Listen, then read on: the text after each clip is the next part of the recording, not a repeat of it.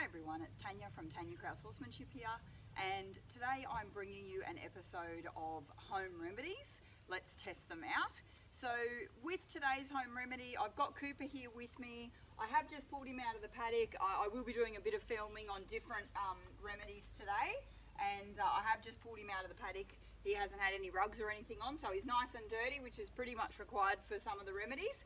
And what I thought we'd go through today was the remedy of it's a homemade detangler, and it's made out of just cheap conditioner from the supermarket and filling the rest up with water. So I've literally only put about a finger's worth of conditioner in the bottom of the bottle, and then I've filled the rest of the bottle up with just water out of the tap, and they reckon that this is going to help detangle his tail.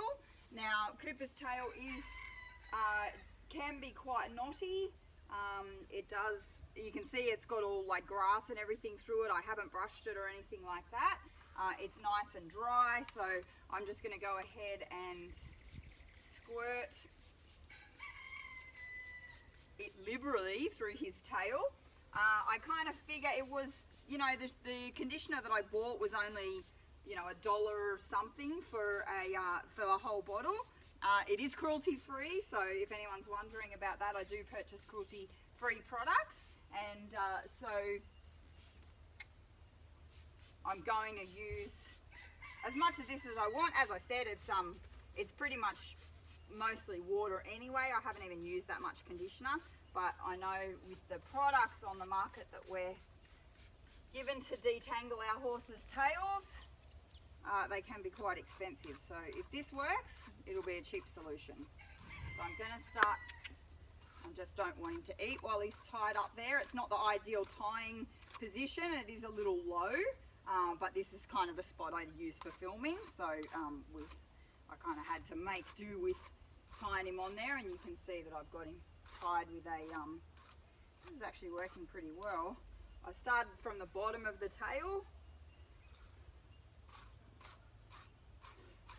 Get these big grass bits out.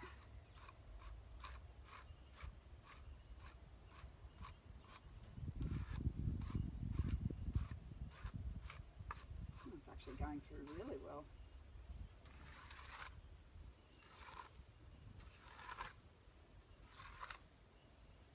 As it starts to come up in here, we've got kind of dreadlocks through his tail.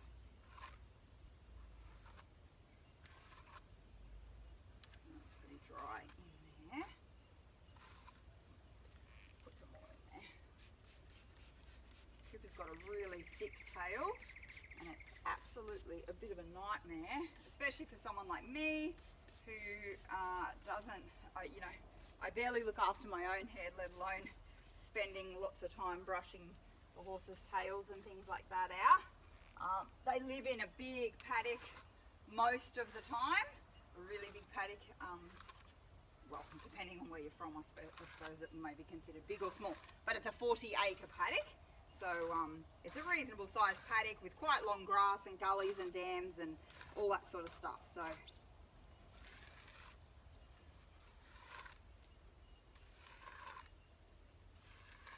now I am having to use it quite liberally, but I am pretty happy with the quality there.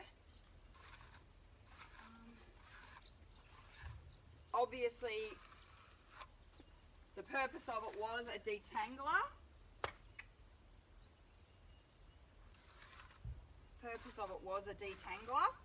So it's definitely doing its job in regards to that.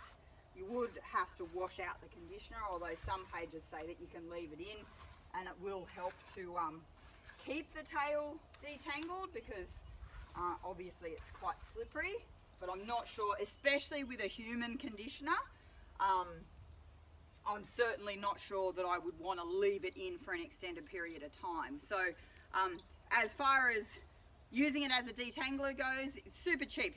It was under $2, $1 for the spray container, and water is free out of the tap. So it definitely gets a tick from me in regards to what I was using it for detangling, and I'm actually pretty impressed. It worked a lot better than I thought it would, and Cooper's tail is brushing out really nicely now, and then I would wash that out and treat it with any other products and things like that if I needed to go to a show or something like that.